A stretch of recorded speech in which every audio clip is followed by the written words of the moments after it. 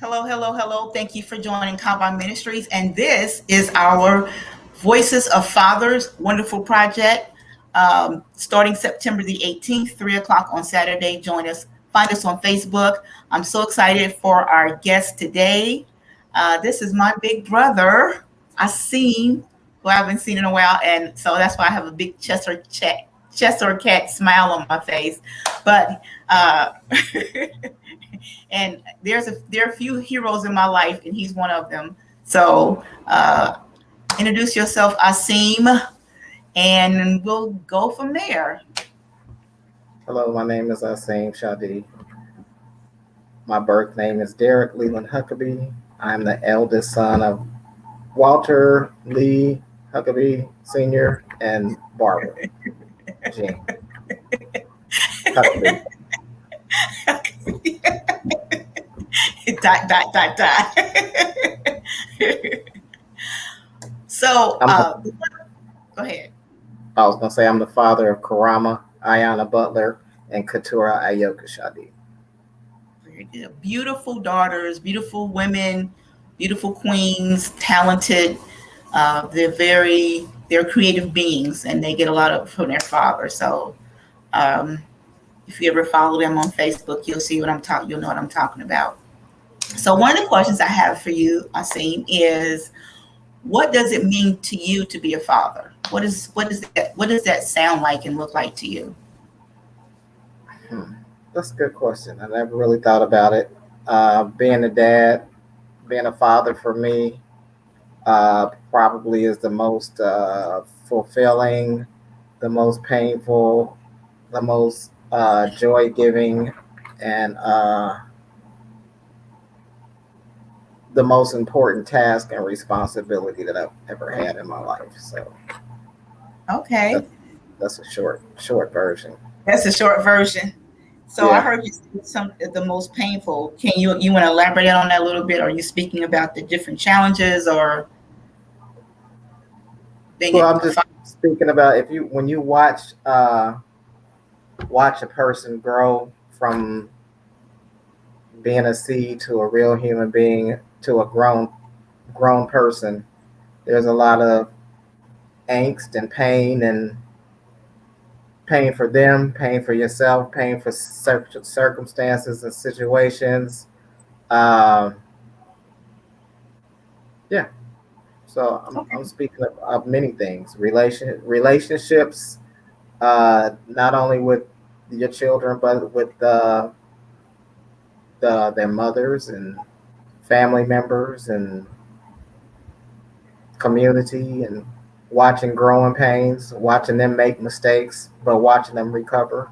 So those are the painful pieces. And then some of the things, me being a single dad, um, having dealing with court and the state and all the things that come with those challenges. Those are painful things.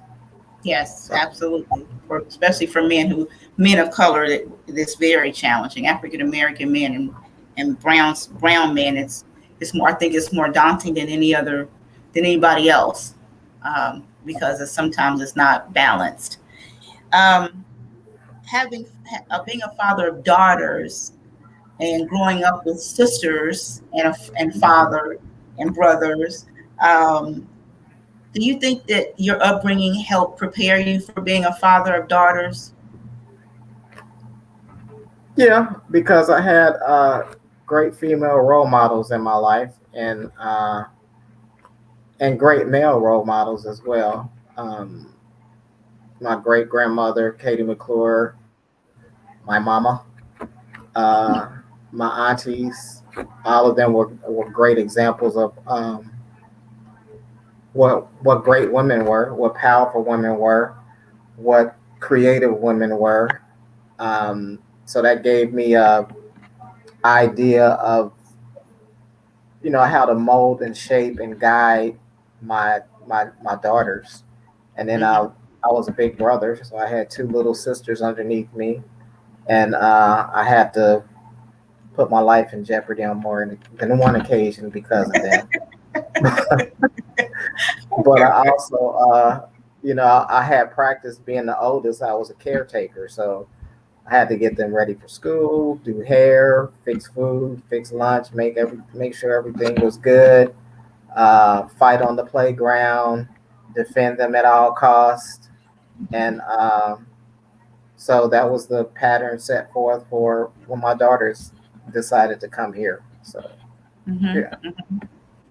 Do you think there's a reason or a a mindset in society today that we don't really hear a lot about our fathers and the wonderful things that they do and the voices? And if you think it, and can you give the reason why? Um, that's a good question. Well, I would say probably being as old as I am, I've watched the conversation change because uh, when I was younger, fathers had more visibility and there was more conversation about fatherhood. And then there were more men who were fathers to be there to give guidance and protection and all of those things. And then as time has changed and society has changed, education has changed, and the focus became more on female empowerment, the men and boys have kind of got pushed to the wayside. And I think the push to to emasculate men and take away their natural power, the power that they were born with through nature as being males, period, is being removed um, out of society as well. So right now, especially, I used to work in the school system for a number of years, and they try to deprogram little boys so they're not so aggressive and that they're more communicative and all those kind of things, which can be good, but at the same time, you neuter them. And then you have male and female relationships where uh, women have an expectation of men, but since they don't know how to be men anymore, I think relationships suffer because of it. And I think that,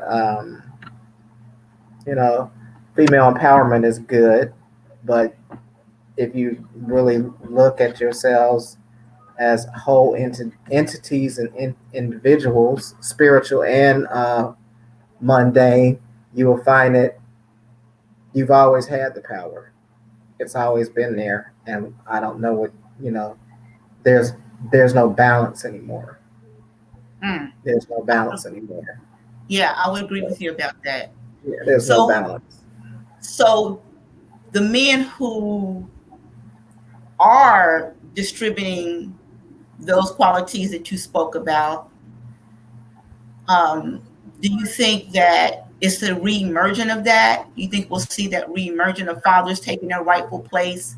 Because I really think if they don't, the society as a whole is going to be worse than what it is, because without male leadership, without fathers being there, it's no balance, like you said, and we're lost. We are just, everybody's roles are changing, and it's no way that I can be a man, and it's no way you can be a female and do what I need to do or do what you need to do. So, do you think there's a re-emerging? There has to be a re-emerging of the father in the way it should have been.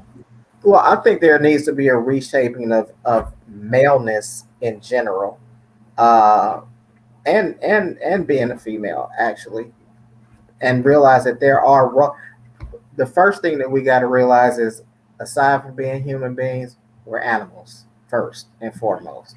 And there are Mm-hmm. things that male animals do and things that female animals do. And, you really can't get away from that. If you did, you won't have any more children. You won't have relationships. None of those things will happen. So, It's uh, true.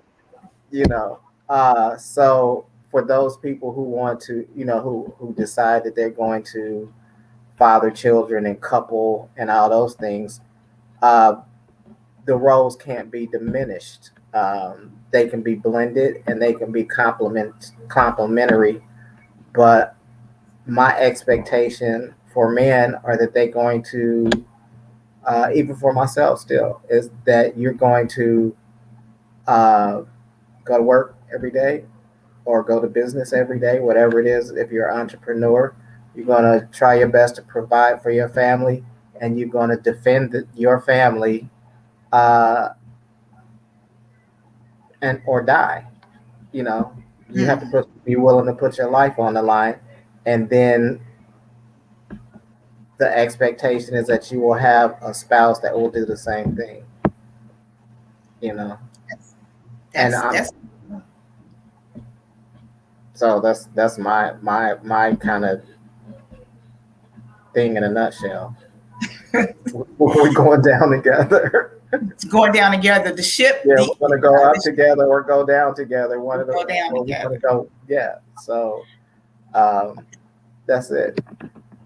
Are those the things that you instill in your daughters? The importance of that positive, real male role model that you've exhibited to them. Absolutely. You know, and I can see it in their lives, especially my oldest daughter. You know, she always, when she meets somebody new, she'll say, "Daddy, he's just like you. He's a lot like you. He does this, he does that. He hunts, he fishes, he you know, he's a kind of take charge guy. He works hard." Um, or no, Dad, he wasn't. She just didn't. No. Okay, as long as you know. So Right. yeah. So yeah, the expectation is there, and I've been able to watch my daughters be little girls and be teenagers and now young ladies, and to be able to have grown up conversations with them and really hear how they think and how they process and how they move in the world, and be able to be there when they have questions or conversations or just need to have somebody to talk to is really a blessing. You know, you get to see what you have helped shape, and my children are, to me, better than me, and that's all you can hope for. They're That's better a than me. that's a great testament to your intent, the intention of what you placed in them. That's a great Hmm. testimony. So, growing up, what was the if you could name one thing or remember, I'm quite sure there are a lot of things you could recall, but is there one moment in a relationship with your father, our father, um, Hmm. that maybe was a paradigm shift for you of helping you understand the importance of fatherhood or preparing you for fatherhood? Yeah, and it's really kind of a backwards kind of thing because uh, growing up, I loved my father, but I didn't like him very much, and he Mm-hmm. wasn't. We didn't get along very well because we were really two different kind of, very different kind of people, but very much the same people as well. But it was a point in time when my father was older. I think both of my girls were born, and it just kind of dawned on me that Daddy could only, he did what he could do with the script that he was given, Mm-hmm. and that he's just a human being. So when I Mm-hmm. got to the point when I said, "Oh, Daddy's just a human being like everybody else, and he's got flaws, he's got his good points and his bad points," and I was able to release a lot of the anger and resentment that I had toward my father, and our relationship became much better because I had that conversation with him. I was like, Mm-hmm. "Yeah, I get it, Daddy. Yeah, I get it. yeah, You're yeah. just, you're a man. We all have our and then have to understand that you got to understand the world that he came from and how it shaped him. So once I had a better understanding of that, I was a much better able to have a open myself to a better relationship with my father. Mhm. I think those conversations are poignant and um, they're they can change the trajectory of everything for a person. And I Hmm. think it's important for parents to be consciously aware of that, and children, because sometimes our children can see us as being so perfect, and may not have been the intentional message behind it. We're human beings; we make mistakes, but they're children, and sometimes even as adult children, they can still be immature in some of their thinking. So I think that was a good moment for you. So before we end our broadcast, can you um, talk about um, I know our father's anniversary of his passing is coming up on This September 18th, weekend.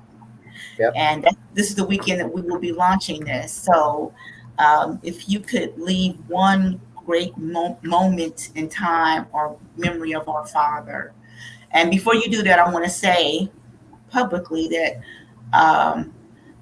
my father was my hero and my brother. This big brother right here. Who? This one over This, there? that, No, I, I don't it's know always him.